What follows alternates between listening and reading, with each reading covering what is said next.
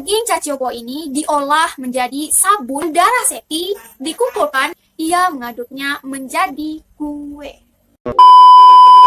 Hai guys, selamat datang di YouTube channel aku, Fatma Anissa. Nah, di video kali ini aku akan membahas mengenai jejak kelam seorang psikopat asal Italia yang bernama Leonardo Cianciulli. Ada yang tidak biasa dari aksi Leonardo Cianciulli sebagai seorang psikopat. Biasanya, psikopat akan membunuh korbannya, lalu yang paling parah adalah memutilasi sang korban. Namun, berbeda halnya dengan Leonardo Cianciulli. Setelah memutilasi sang korban, Cianciulli ini akan mengambil daging dan juga darah sang korban untuk diolah, kemudian dikonsumsi. Kalian penasaran? Sebelumnya, aku terima kasih banget untuk kalian yang udah ngeklik video ini. Jangan lupa like, komen, subscribe, dan share video ini biar aku makin semangat lagi untuk membahas hal-hal mengejutkan lainnya. And check this out.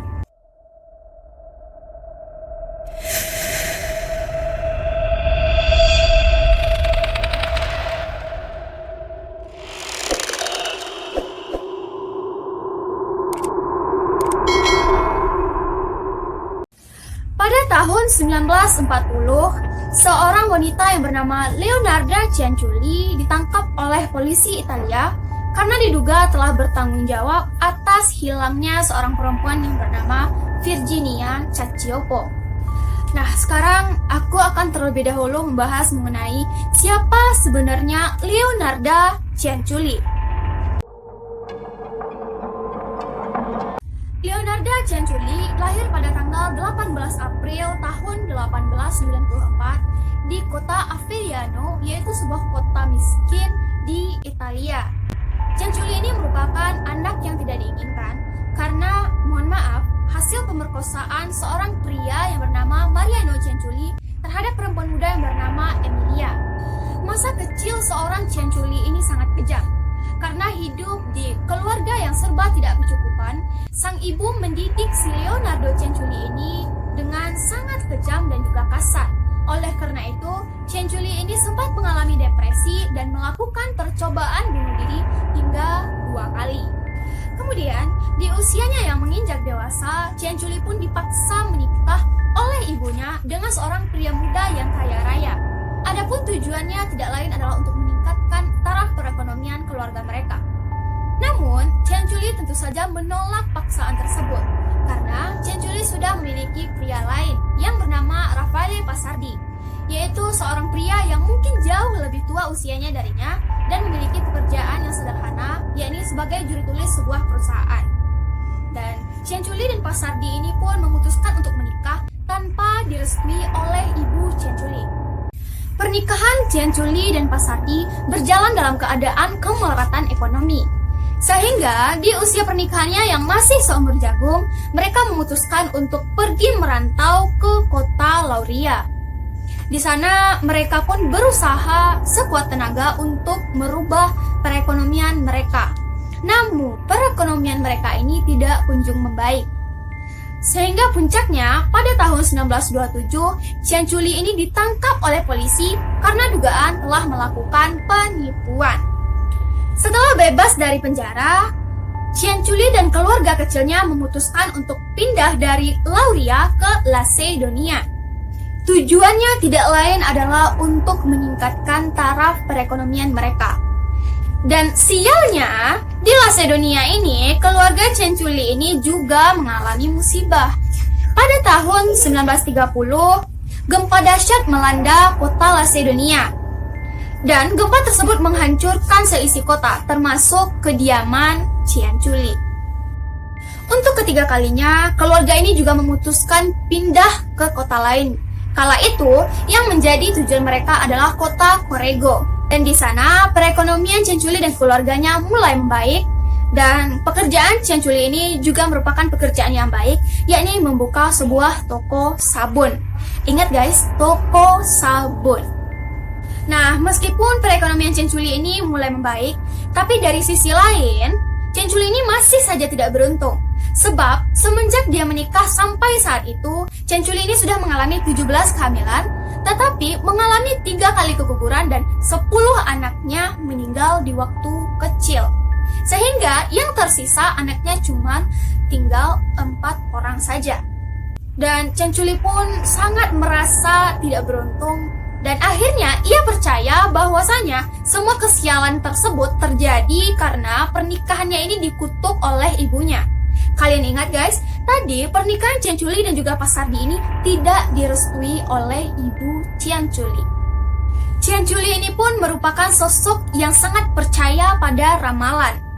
Untuk itu pergilah Changchuli kepada salah seorang peramal. Pada waktu itu peramal ini mengatakan bahwasanya nasib si Changchuli ini sangat tragis. Karena anak-anak dari Changchuli ini akan meninggal muda. Changchuli ini pun sangat terkejut mendengar ramalan tersebut. Dan beberapa hari kemudian, Changchuli kembali pergi ke peramal lainnya.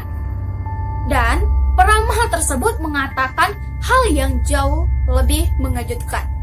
Peramal tersebut mengatakan bahwasanya ia melihat penjara di tangan kanannya si Changchuli dan rumah sakit jiwa di tangan kirinya Changchuli. Nah, kemudian pada tahun 1939, Perang Dunia Kedua sedang berkecamuk.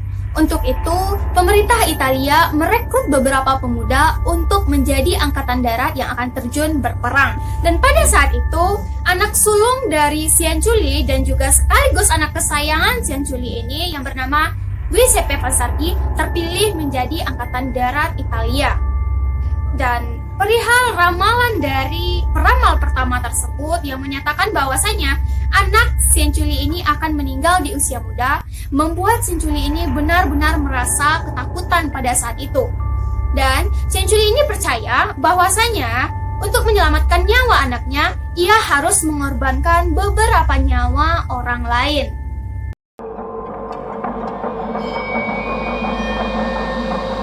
Selain menjadi seorang penjual sabun, Changchuli pun menjadi seorang peramal yang tersohor. Banyak orang-orang yang percaya akan ramalannya. Dan suatu ketika, datanglah seorang perempuan yang bernama Faustina Seti. Pada saat itu, Seti ini sudah agak tua, tetapi belum pernah menikah. Untuk itu, ia mendatangi Changchuli ini agar Changchuli bisa menemukan jodohnya. Dan Changchuli pun mengaku bahwasanya ia telah menemukan jodohnya Seti. Di mana jodoh Seti ini berada di sebuah daerah yang bernama Pola. Untuk itu, si Seti ini harus pergi ke daerah tersebut.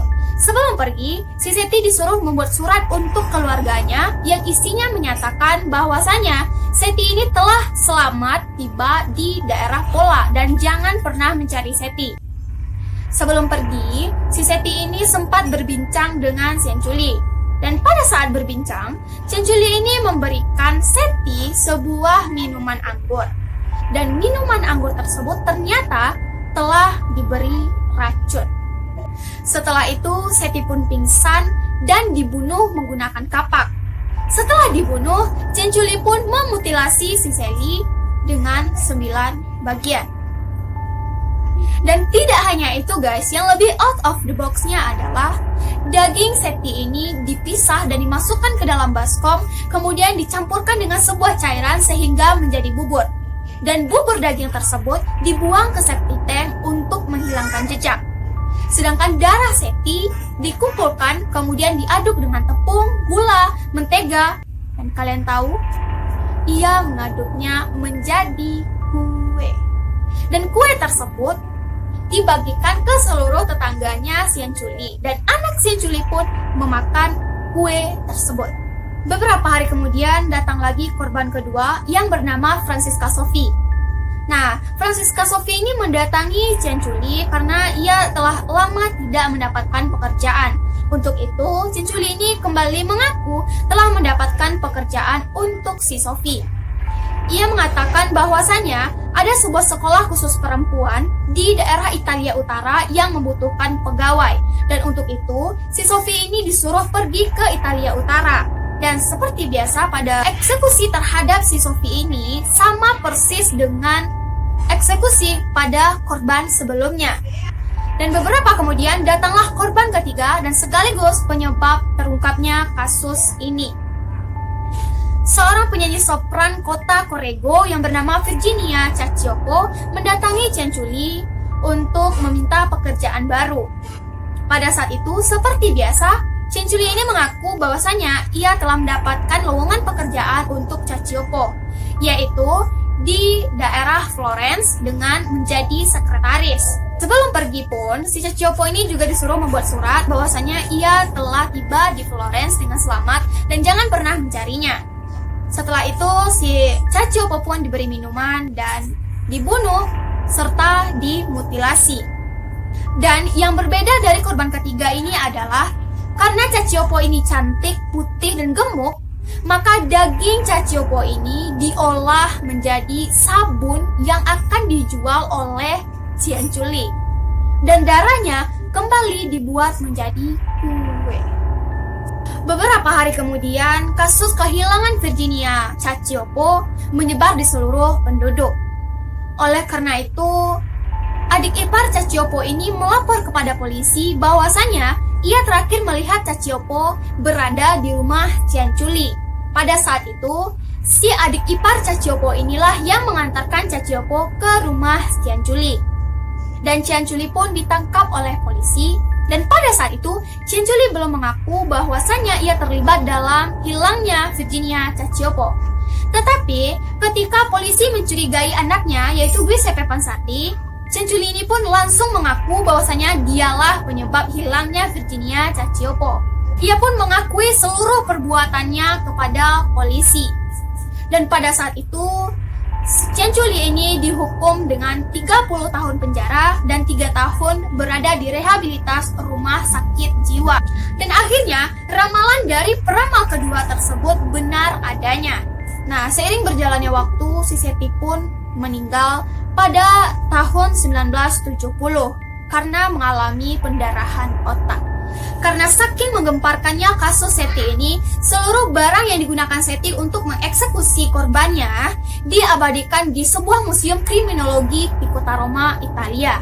Nah, itulah jejak kelam seorang psikopat yang bernama Leonardo Cianciulli. Semoga cerita tersebut bermanfaat dan jangan lupa like, comment, subscribe, dan share video ini. And see you!